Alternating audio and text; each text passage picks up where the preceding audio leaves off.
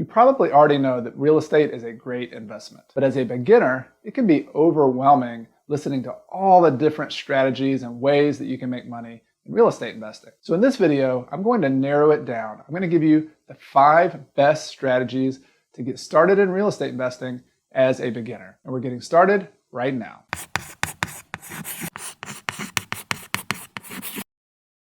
Hi, I'm Chad Carson. You can also call me Coach Carson. Welcome to another video. If you're new here and you want to learn more about real estate investing, achieving financial independence, and doing more of what matters, get started by subscribing and clicking the bell button so you won't miss anything. I can vividly remember being a new investor as a 23-year-old fresh out of college. And as you can imagine, I was a little overwhelmed, maybe like you, with all the different strategies and the ways you could get started investing in real estate as a beginner. Well, luckily for me, I had some mentors, both in real life and many mentors through books that I read, and I wish I had YouTube videos at the time. And those mentors and those books that I read really helped me to focus in on a couple strategies to get started. And I've done a lot of different strategies since then, but by focusing early on, I was able to make a career out of real estate investing, eventually get into rental properties, build up a portfolio of rental properties with a business partner. I was able to retire early at 37 years old, which was just a couple of years ago, and travel with my family and do a lot of amazing stuff, like being here with you on this YouTube video. So I want to use what I've learned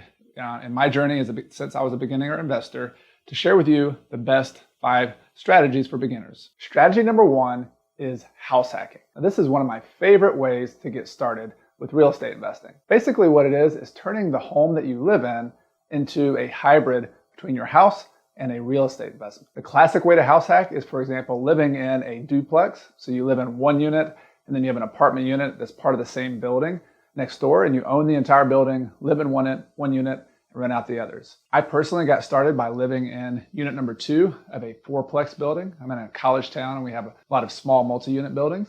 So you could live in a duplex, you could live in a triplex, you could live in a 4-plex building. You could also live in a house that has a basement apartment, has a garage apartment, has what's called an accessory dwelling unit. These are like the little granny, they call them granny flats or guest houses in the back of houses. So whatever strategy you can use, even just renting out extra bedrooms, like in a 3-bedroom house, rent out the extra 2 bedrooms. Whatever you can do to generate extra income from your home, that is house hacking. And one of the reasons I love it is that it's a great transition into becoming a real estate investor.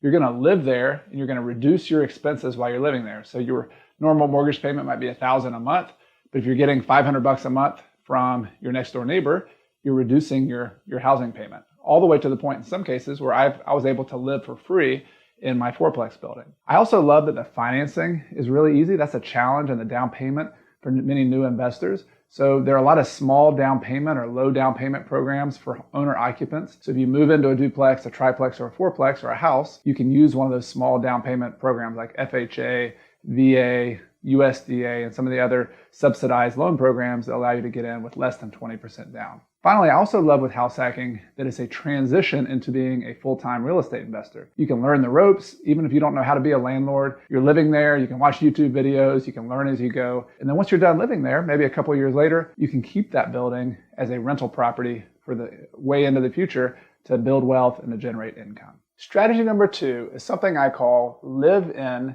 then rent. This is very similar to house hacking.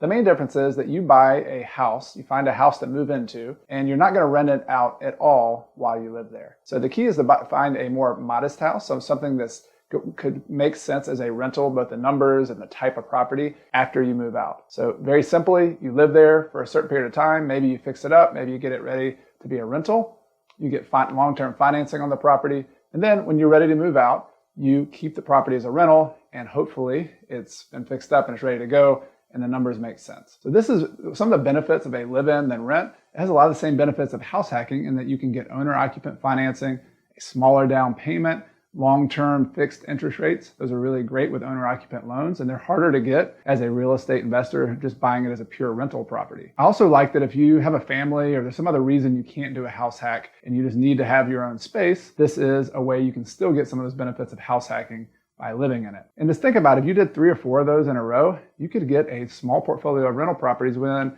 a relatively short period of time. Then you could go live in the house of your dreams and stay for a long time after doing a couple moves over several years. I want to pause for a second and ask you, how is this landing with you? Is this making sense? Are these strategies so far making sense? Or do you have any additional questions about these strategies that I've talked about or any of the ones that I've talked about going forward?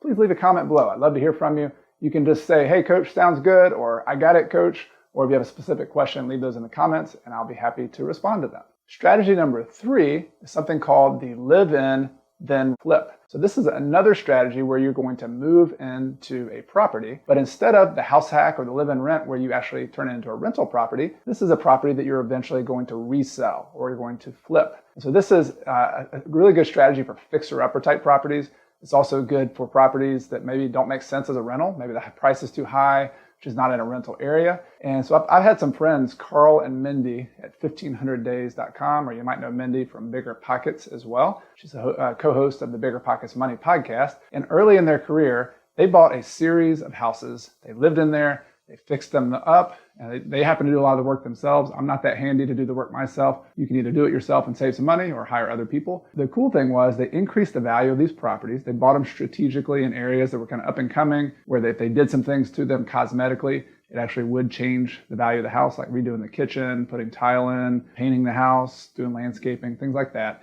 They were able to make money on each house. And here's the cool thing. One of the best angles in the US tax code is that if you live in a property and it's your residence for 2 out of a 5-year period, you can sell that house and not pay any taxes up to $250,000 for an individual or $500,000 if you're a married couple filing jointly. That is an enormous amount of tax savings. And so that's one of the big angles here is think about how much, if you make $100,000 from a flip and you don't pay any taxes on it, how long would you have to work to make after-tax money and make that much money? So it's kind of like adding nitro to your savings. If you're willing to do this, live in a house that you flip, do a couple of those, build a lot of wealth. And in the case of Carl and Mindey, they were able, that was kind of the nest egg that led to them being able to invest in other things and eventually retire early in their early 40s. Strategy number 4 is called the Burr Strategy, which stands for buy, remodel, rent, refinance, repeat. Now, this is a great beginner strategy because it's a way to grow your rental property portfolio with a limited amount of upfront money or down payment funds. Let me explain how this works. It's kind of like when you buy a property to fix up and flip, you're looking for a fixer-upper property that you can buy well below the full value. And so you buy that property, probably needs some repairs, you fix it up, and you might use a home equity line of credit, you might use private money, you might use a hard money loan. You use some kind of money that allows you to buy this fixer-upper kind of house. But once you fix it up and you get it rented out, you get it stabilized,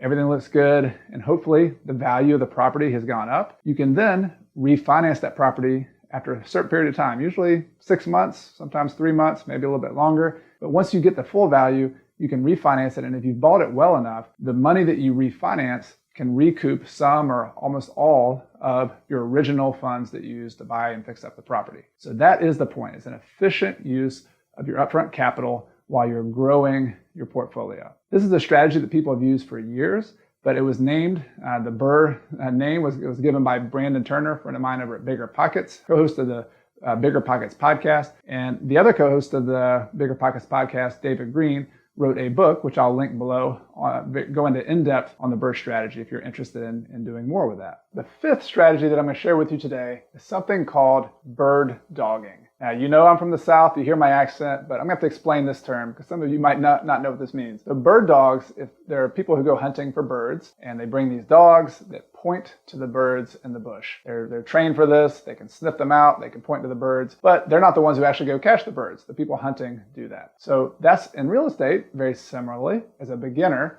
This is special for me because this is actually how I got my start as a real estate investor, was you can go out and essentially sniff out deals for other people. You can find them, you can call signs, you can look on, you can do direct mail, you can look at foreclosure lists, all sorts of ways to find deals, which I'll talk about in future videos as well. But your job is just to point to deals and have probably a small group of people, maybe one person who you bring these deals to, and then you make a fee, a finder's fee, and whenever they buy it. So they make the offer, they buy the property. Maybe they're a landlord, maybe they're a fix and flip kind of investor.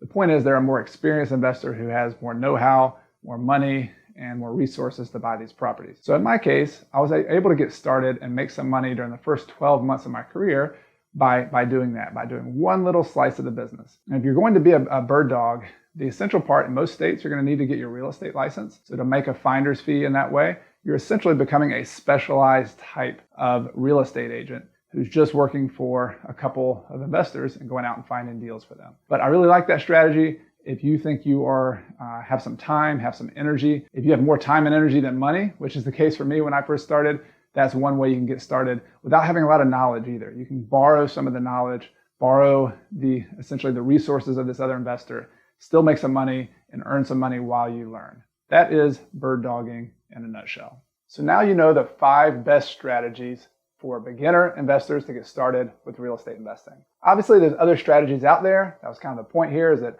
to avoid overwhelm, I've tried to narrow these down, and hopefully these are ones that you can take and at least find one that you can run with and get started. If you found this video helpful, please click the like button below. It lets me know and lets other people know this is a video worth watching. And I have a lot of other videos coming in the near future. I'm going to publish more regularly about real estate investing, financial independence, and doing what matters. So click the subscribe button and the bell next to it to be notified and not miss anything. Thank you so much for sticking with me. I've enjoyed talking to you today. I look forward to seeing you in the next video.